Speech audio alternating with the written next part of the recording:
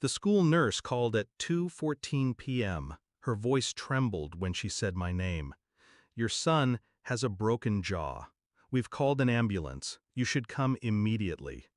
I don't remember the drive, just the feel of my knuckles white on the steering wheel. The way the world narrowed into a tunnel, hot, black, suffocating. He was shaking when I got there, eyes wet, shirt stained with tears and blood. "Dad, I went to Mom's office to surprise her," he whispered, slurring through pain. "She was with her boss. He saw me, got angry, pushed me hard, broke my jaw. He said if I told anyone, he'd do worse to you." I didn't react, not then. My hand touched his shoulder.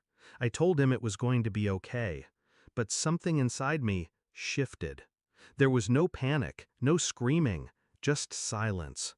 A cold, sharp silence that let something else take over. Nobody puts their hands on my son. And I wasn't going to his office to talk. At home, her keys were on the hook. Her perfume lingered in the hall. I sat on the edge of our bed and waited. She came in humming, normal, casual, like nothing was bleeding beneath the surface. "Hey," she smiled, "how was your day?" I looked at her. She paused. I saw it then. The flicker. Guilt? Fear? A shadow she hadn't buried deep enough.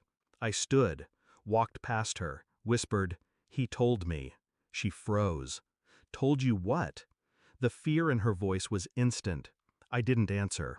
I watched her try to calculate what he'd confessed, which version of the lie might survive. She followed me into the kitchen, breath short. "What are you talking about? Who told you?" Still, I said nothing.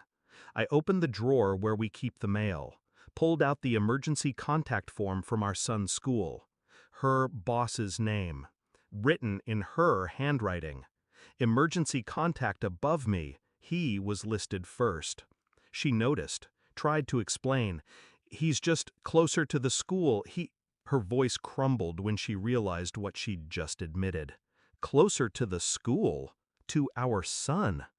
I didn't scream, didn't accuse. I watched and waited. Her phone was always face down, but now I knew where she kept the backup, the one with the silent notifications. I mirrored it while she slept. 3 weeks, that's how long I tracked their messages. The late nights, the team building, the hotel receipts disguised as Uber rides. She was meticulous, but I was patient. I printed the texts, copied the photos, saved the recordings. I didn't confront, I documented. I took our son to a new therapist, quietly arranged a second opinion on his injury, fracture consistent with impact trauma, not a fall. I sent the results to a private inbox. Then I requested the building's hallway camera footage. It showed him, her boss, opening the door, grabbing my son's arm, and shoving him so hard he hit the edge of a metal cabinet. It showed him closing the blinds after. I didn't feel rage, not the loud kind. What I felt was precision, a blade sharpening inside my chest. 2 weeks later, she came home late again. I was in the kitchen, wine poured, a manila envelope on the counter. "What's that?" she asked. I pushed it toward her, said nothing. She opened it. The texts were on top. Her face paled.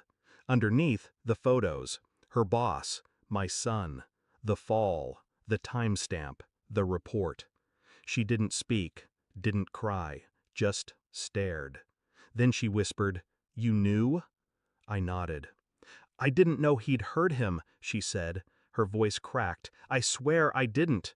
I turned away, washed my glass, placed it carefully in the rack. Her breath caught. "You're leaving," she said, "aren't you?" I looked back once. I already left. I sent copies of the footage to the school board, to HR at her office, to his wife. I made no threats. I didn't raise my voice. The silence did the work for me. He was fired the next morning. Police questioned him 2 hours later.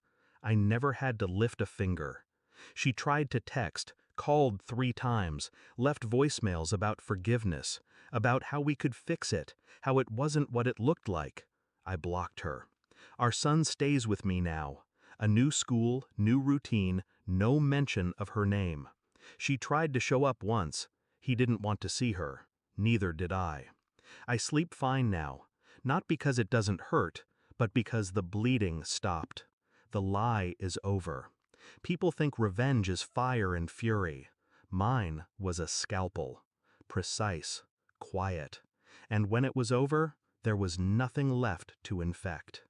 She made her choices. I buried the past beside them.